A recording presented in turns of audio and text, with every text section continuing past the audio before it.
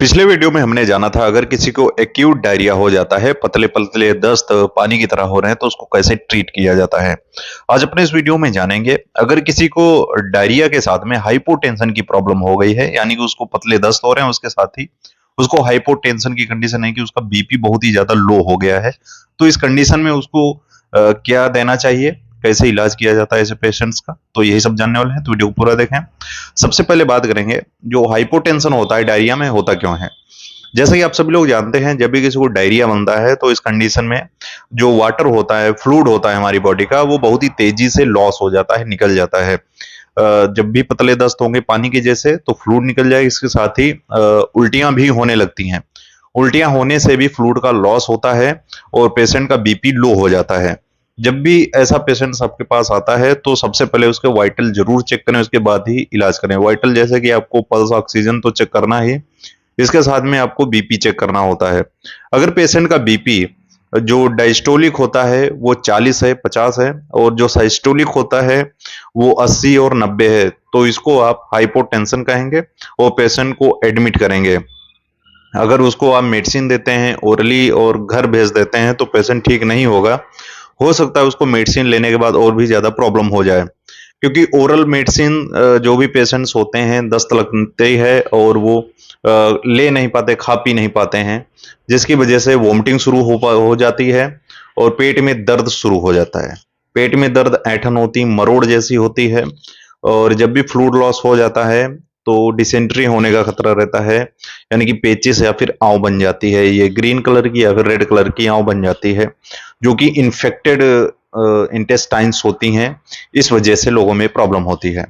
तो बात करेंगे इसका ट्रीटमेंट कैसे करें। जब भी पेशेंट आपके पास आता है, वाटरी डायरिया है और बीपी बहुत ज्यादा लो हो गया है, और इस कंडीशन में उसको आईवी फ्लूइड्स देना होता है। आईवी फ्लूइड्स कौन से देते हैं इसमें? इसमें आप आरएल देंगे, यानी कि रिंगल्स लैक्टेट जो होता है, और एनएस यानी कि नॉर्मल सलाइन, और डीएनएस भी दे सकते हैं। आपको ध्यान रखना है, आपको डेक्सट्रोज नहीं देना, जैसे कि 5% और 10% डेक्सट्रोज नहीं देना है, सिर्फ आरएल और एनएस ही देना है, और जरूरत पड़े तो आप डीएनएस भी पेशेंट को दे सकते हैं। और ये जो होता है आपको 3 से 4 बोतल लगातार देनी है पेशेंट को। अगर फिर भी बीपी नहीं बढ़ रहा है, जैसे कि आपने 4 बोतल तक लगा दी उसको, डीएनएस एनएस और आरएल लगा दी उसको 3-4, और फिर भी उसका बीपी नहीं बढ़ रहा है, तो इस कंडीशन में आपको उस पेशेंट को रिफर कर देना ही सही रहता है। उसको अपने पास ना रोकें। ज्यादातर मामलों में देखा गया है बीपी बढ़ जाता है और पेशेंट सही होने लगता है। और इसके साथ ही आपको इंजेक्शन देना है हाइड्रोकॉर्टिसोन। एक स्टेरॉयड होता है जो देना काफी जरूरी रहता है हाइपोटेंशन में। हाइड्रोकॉर्टिसोन आप तुरंत देंगे, ये 100 mg का एक इंजेक्शन होता है। 1 से 2 वायल आप आईवी स्टेट दीजिए पेशेंट को। और अगर हाइड्रोकॉर्टिसोन नहीं है तो आप डेक्सामेथासोन भी 2 ml स्टेट पेशेंट को दे सकते हैं। और इसके साथ ही आपको एंटीबायोटिक इंजेक्शन देना है, जैसे कि सेफ्ट्रोक्सोन, एमिकासिन। ये इंजेक्शन पेशेंट को दे सकते हैं इन्फेक्शन को बचाने के लिए, इन्फेक्शन ना हो पेशेंट को, इसलिए आप एंटीबायोटिक्स दीजिए।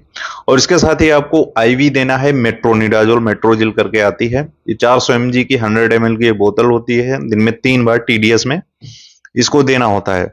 और इसके साथ ही आप लोमोटिल दीजिए, यानी कि लोपरामाइड, 2 टैबलेट आप दिन में 3 बार पेशेंट को दीजिए। ये मोटिलिटी को कम कर देता है, जो भी वाटरी डायरिया दस्त हो रहते हैं उनको रोक देता है। तो लोपरामाइड जरूर देना है 2 टैबलेट पेशेंट को दिन में 3 बार तक, जिससे कि जो एपिसोड्स हैं डायरिया के बार बार जो हो रहे हैं वो कम हो जाएं। और इसके साथ ही स्पाज्मोडिक देना है, एंटी स्पाज्मोडिक, जैसे कि नोबल स्पाज या फिर ड्रोटावरिन, जैसे कि पेट में दर्द और मरोड़ होती है वो कम हो जाती है। ऐसे पेशेंट्स को एडमिट करके ही इलाज किया जाता है और आईवी फ्लूइड्स दिए जाते हैं। 24 घंटे तक एडमिट रखना होता है, उसके बाद पेशेंट की छुट्टी आप कर सकते हैं जब भी हालत में सुधार आ सकता है।